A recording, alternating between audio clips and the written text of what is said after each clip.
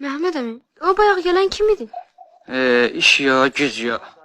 Verilənlər də. Sən çörəyi ye. Hər adama fikir vermə. Cəhənnəmə ki. Cəhənnəmə ki. Sözə bax ha. Cəhənnəmə ki. Hı? Söz.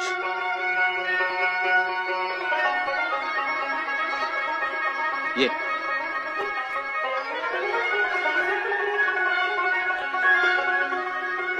Hatıram defterim durur karşımda, dolaşır bir ölmez sevda başımda.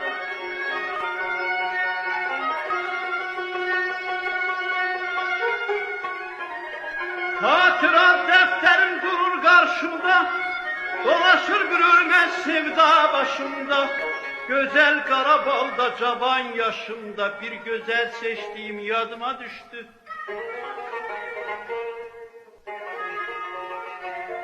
Çok gezdik birlikte kolum kolumda. Çok gezdik birlikte kolum Böyüyəndə kim olmaq istəyirsən? Hırçı, sən kim? Görürdüm onda. Yalan demə. Her gün, her ay, her onun yolunda. Heç kəs qız olmaq istəmir. Yadıma düştü analam kurbanım.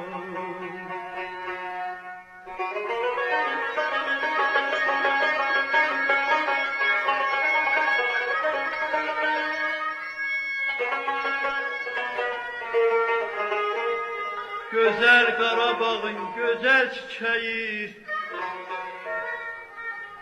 güzel Karabağ'ın güzel çiçeği, baktıkça artardı ömrün dileği, ona öz eşkimi nice demeyi, hey ölçüp biçtiğim yadıma düştü.